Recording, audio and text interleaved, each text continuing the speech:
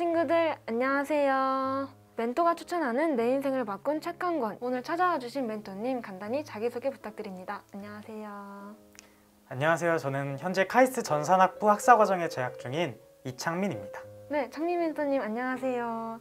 오늘 소개해 주실 책은 무엇인가요? 제가 이번에 소개해드릴 책은 리스 하스아우트의 범죄 수학이라는 책입니다. 범죄 수학이라니 말만 들어도 뭔가 이질적이면서도 어려울 것 같은 책인데요. 혹시 어떤 책인지 간단히 소개해 주실 수 있을까요? 제가 먼저 역으로 질문 하나 드릴게요. 담비 멘토님은 과학수사에 대해 들어보신 적 있으신가요?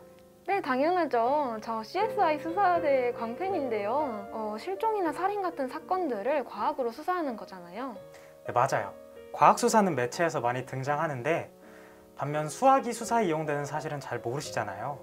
이 책은 수학이 사건 수사에 이용되는 이야기들이 담겨 있는 책입니다. 사실 수학 수사가 매체에 전혀 등장하지 않았던 건 아니에요. 대표적인 예시로 미드 넘버스가 있는데요. 미드 넘버스는 FBI 요원인 형이 천재 수학자인 동생과 함께 사건을 수사하는 이야기가 담겨 있어요. 미드 넘버스 같은 경우에는 수학이 사건에 이용된다는 사실은 전달이 되는데 이게 어떤 방식으로 전달이 되는지를 잘 모르거든요. 그냥 천재 수학자가 칠판에 수식을 마구 적어 내려가면 시청자들은 그냥 한 번에 구경꾼이 되어버리는 거예요. 하지만 이 범죄 수학이라는 책에는 중학생도 이해할 수 있을 정도로 수학이 사건 수사에 이용되는 방법을 굉장히 자세하고 친절하게 설명해주고 있어요. 수학 수사를 사건에 이용한다니 정말 멋있는 것 같아요.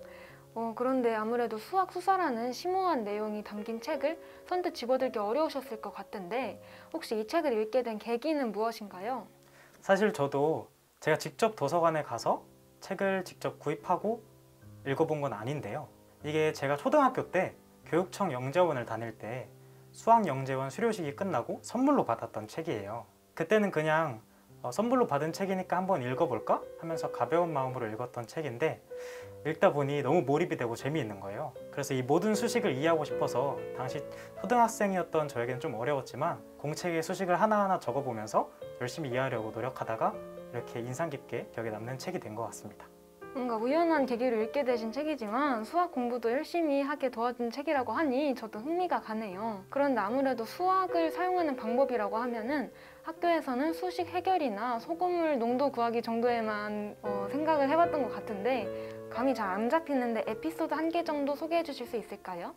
그럼 제가 에피소드 하나를 설명해 드릴게요. 주인공의 아버지가 볼링 리그 선수권 대회 출전권을 두고 팀 내의 다른 선수와 경쟁하면서 시작을 하는데요. 그 경쟁 방식은 총 프레임 수분의 스트라이크 수, 즉 스트라이크를 몇 퍼센트 정도의 확률로 치는가, 이것이 더 높은 사람이 출전권을 따내는 그런 룰이었어요. 그런데 처음에는 상대 선수가 0.7이라는 꽤나 낮은 확률에서 시작했는데 이게 2달 동안 매일매일 하루도 빠지지 않고 열심히 연습을 하고 점수를 기록해보니 마지막에 가서는 0.9까지 확률을 올려낸 거예요. 그래서 결국 주인공의 아버지가 아닌 상대 선수가 출전권을 따내는 그런 에피소드가 있어요. 그런데 이때 주인공이 뭔가 의심을 해서 이 0.7에서 0.9까지 확률이 올라가는 동안 적어본 점수표가 어떻게 되어 있는지 알 수 있겠냐 해서 그 점수표를 보고 0.7부터 0.9까지 확률이 올라가려면 그 사이에 무조건 정수 격자점과 부등식의 성질에 의해 0.8이라는 숫자가 있어야 하는데 그 숫자가 없다는 것을 발견해서 이 점수표는 조작된 것이다 하고 밝혀내는 그런 에피소드가 하나 있어요. 뭔가 수학의 논리성과 합리성을 이용해서 문제를 해결하는 방법이 굉장히 인상 깊어요.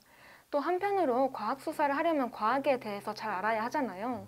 수학 수사를 하기 위해서도 수학에 대해서 잘 알아야 하는데 그러면 공부를 열심히 해야 할 텐데 수학은 아무래도 어렵다는 편견 때문에 학생들에게 비인기 과목이잖아요.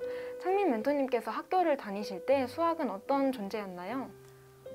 사실 제게 수학은 제가 가장 좋아하는 과목이자 가장 잘하는 과목이었어요. 사실 교과 공부를 해야 하는데 시험 기간이 아닐 때는 무조건 수학 공부에만 몰두했던 것 같아요.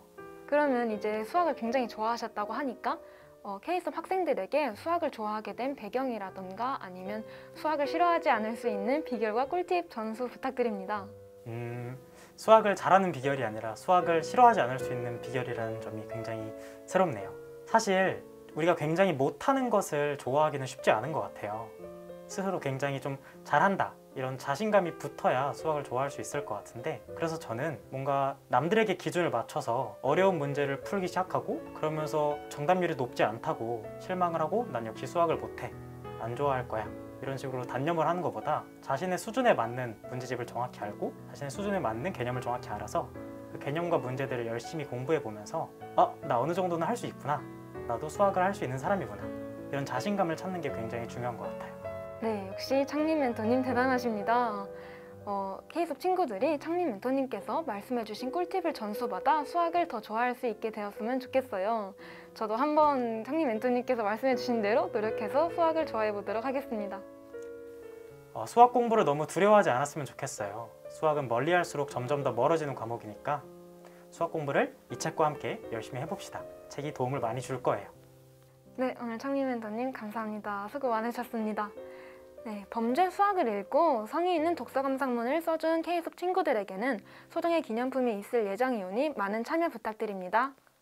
안녕.